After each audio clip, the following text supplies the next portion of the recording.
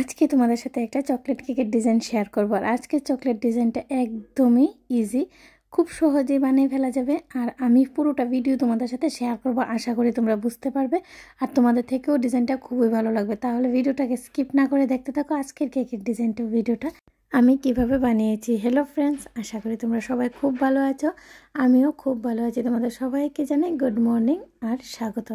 নতুন আরেকটা দিনে নতুন আরেকটা কেকের ভিডিও নিয়ে চলে এলাম আমি পিঙ্কি কেকের কিচেন থেকে।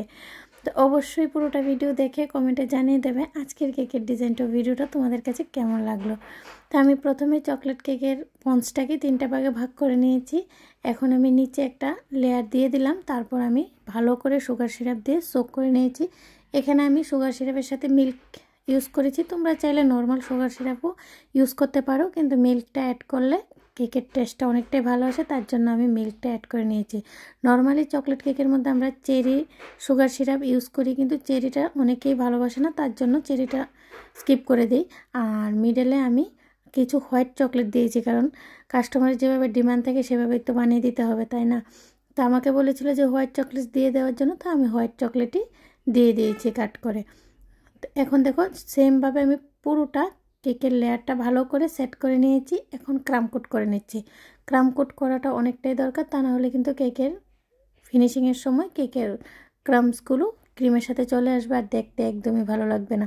আর অনেকক্ষণ সময় আমি ফ্রিজে রেখে দিয়েছি সেট হয়ে যাওয়ার জন্য। ভালো করে সেট হয়ে গেলে কেকের ফিনিশিংটা খুব সুন্দর আসে। আর সাথে সাথে ফিনিশিংটা দিতে গেলে কেকের ফিনিশিংটা কিন্তু এত একটা ভালো আসে না, কারণ কেকটা তখন অনেকটাই সফট থাকে। তা আমি এখন দেখো ক্রিম লাগিয়ে নিচ্ছি। হোয়াইট কালারের ক্রিম দিয়ে প্রথমে আমি পুরোটা কেকের মধ্যে ভালো করে ফিনিশিং দিয়ে দেবো। প্রতিনিয়ত আমার ভিডিওগুলো যারা দেখো তারা জানো যে আমি কেকের মধ্যে বেশিরভাগ সময় কালার করতে হলে প্রথমে হোয়াইট কালারের ক্রিম দিয়ে ফিনিশিংটা দিয়ে দিই, তারপর আমি অল্প একটু কালারের সাথে অল্প একটু ক্রিম মিশিয়ে পুরোটা কেক কিন্তু কালারফুল বানিয়ে দিই। এভাবে কালার যদি করো তাহলে কালারটা অনেকটাই কম ইউজ হবে। আর আমি চেষ্টা করি যে প্রত্যেকটা কেকের মধ্যে একটু কালারটা কম ইউজ করে দেওয়ার জন্য।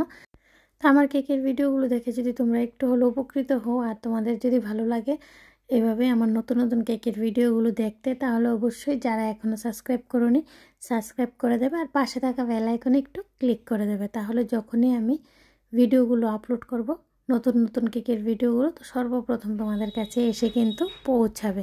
আর আমরা যারা প্রতিনিয়ত ঘরের মধ্যে কেক বানিয়ে বিক্রি করি তাদের কেকের সাইজটা অনেক সময় একটু ছোট হয়। তারও একটা কারণ আছে, কারণ আমরা কেকের মধ্যে ক্রিমটা কিন্তু অনেকটাই কম পরিমাণে ইউজ করি। বাজারে অনেক সময় বাইরে ফিনিশিংয়ের জায়গায় কেকের মধ্যে ক্রিমটা প্রচণ্ড পরিমাণে বেশি থাকে, তাই দেখতে কিন্তু সাইজটা অনেকটাই বড় মনে হয়। কিন্তু আমরা যেহেতু বাড়িতে বানাই আমরা অনেকটাই কম ইউজ করি। অনেক সময় আমাদের অনেক কাস্টমার আমাদের কাছে প্রশ্ন করে যে মনে হচ্ছে যে কেকের সাইজটা একটু ছোটো। অ্যাকচুয়ালি না, কেকের সাইজটা সেমই থাকে, ক্রিমটা একটু কম দেওয়ার ফলে এরকম দেখা যায়। কারণ ক্রিমটা অনেকেই ভালোবাসে না, 10 জনের মধ্যে 9 জনই বলে যে ক্রিমটা একদম কম দেবে, তাহলে তো কেকের সাইজটা একটু ছোটো হয়ে যাবে। কেননা আমরা যদি কম ক্রিম ইউজ করি, বাইরে যদি একটু বেশি ইউজ করতাম তাহলে অনেকটাই বড় করা যায় কেকের সাইজটাকে। তো তার জন্য আমাদের সাইজটা কিন্তু একটু ছোট ছোট মনে হয়। তো এখন দেখো আমি পিঙ্ক কালার দিয়ে পুরোটা কেকের মধ্যে পিঙ্ক করে দিলাম। আর এখন ব্যালেট নাইফের সাহায্যে আমি একটু ডিজাইন করে দিচ্ছি। আর ব্যালেট নাইফের সাহায্যে আমি উপরেও ডিজাইন করে দিচ্ছি, সাইডেও ডিজাইন করে দেবো। আর আমি সাইডে একটু 2বার ডিজাইন করে দেবো, দেখতে দেখবে লুকটা অনেকটাই ভালো লাগবে। আর এই ডিজাইনটা কিন্তু আমার কাছে অনেকটাই ভালো লাগে। কার কাছে এই ডিজাইনটা কেমন লাগে অবশ্যই কিন্তু একটু কমেন্টে জানাবে। তো এখন আমার সাইডের ডিজাইনও কমপ্লিট হয়ে গেছে। এখন আমি বর্ডারটা দিয়ে দেবো। আর বর্ডারটা দেওয়ার জন্য কিন্তু আমি রাউন্ড শেপের একদম নর্মাল নোজালটা ইউজ করেছি, মিডিয়াম সাইজের নোজালটাই কিন্তু আমি এখানে ইউজ করেছি। আর কালারটা দেখো হালকা পিঙ্ক আছে কালারটার মধ্যে, বেশিরভাগটাই আমি হোয়াইট রেখেছি। আর বর্ডারটা দেওয়ার পর দেখো কেকের লুকটা কিন্তু অনেকটাই চেঞ্জ হয়ে গেছে। এখন আমি উপরে একটু ডিজাইন করে দেবো। আর আমি এখানে ডিজাইনটা দেওয়ার জন্য চকলেট গানাশ ইউজ করেছি। আমার কাছে গানাশটা ছিল, তার জন্য আমাকে বলেছিল যে চকলেট চিপস দিয়ে দেওয়ার জন্য, চাহিদা এতটুকুই ছিল। আর আমি এই কেকটা কিন্তু বার্থডে ওকেশনের জন্য বানিয়েছি। ডিজাইনটা কিন্তু আমাকে একদম দেওয়া ছিল না, শুধু বলা ছিল যে চকলেট চিপস ইউজ করে দিতে, ফ্লাওয়ার যাতে না দিই।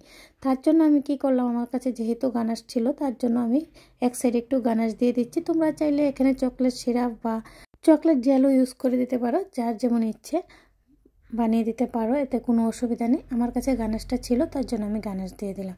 আর এখান দেখো আমি এই চিপসগুলোকে আমি ঘরেই বানিয়ে নিয়েছি, সিলিকনের যে মোল্ড থাকে আর মোল্ডগুলোর মধ্যে আমি চিপসগুলো বানিয়ে নিয়েছি। চকলেটটাকে মেল্ট করে ডবল বয়লারে আমি চিপসগুলো বানিয়ে নিয়েছি। এখন দেখো আমি অনেক কালারের এখানে সুগার বল ইউজ করব।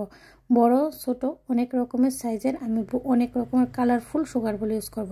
আর পুরোটা কেকের মধ্যে যখন সুগার বলগুলো ইউজ হয়ে যাবে তখন দেখবে কেকের লুকটা কতটা চেঞ্জ হয়ে গেছে। আর সুগার বল দেওয়ার পর কেকের লুকটা এমনিতেই অনেকটা চেঞ্জ হয়ে যায়। আর আজকের সুগার বলগুলো তো আমি একদম কালারফুল রেখেছি।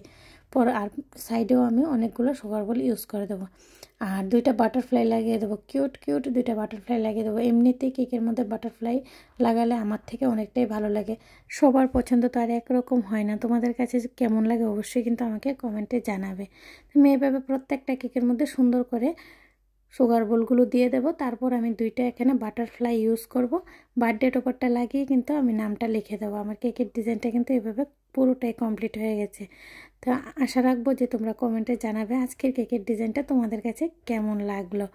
তো আজকের মতো এই পর্যন্তই ফ্রেন্ডস। নেক্সট টাইম নতুন আরও একটা কেকের ভিডিও নিয়ে তোমাদের সবার সাথে আবারও দেখা হবে। সবাই খুব ভালো থেকো, সুস্থ থেকো, আর অনেক অনেক আনন্দে থেকো। আর যারা যারা আমার কেকের ভিডিওটা পুরোটা ওয়াচ করেছে তোমাদের সকলকে জানাই অসংখ্য অসংখ্য ধন্যবাদ। তো দেখো আমার কেকের ডিজাইনও কিন্তু রেডি হয়ে গেছে। আর আমি প্রথমে নামটা লিখে দিচ্ছি, তারপর আমি তারপর আমি বাটারফ্লাইগুলো লাগিয়ে দেব। আর এখানে আমি 2টাই বাটারফ্লাই ইউজ করে দিয়েছি। আর কেকের কালারগুলো চেঞ্জ করে কিন্তু লুকটাও চেঞ্জ করে নিতে পারো। আমি প্রত্যেকটা ভিডিওতে এটাই বলি। রাধে রাধে ফ্রেন্ডস।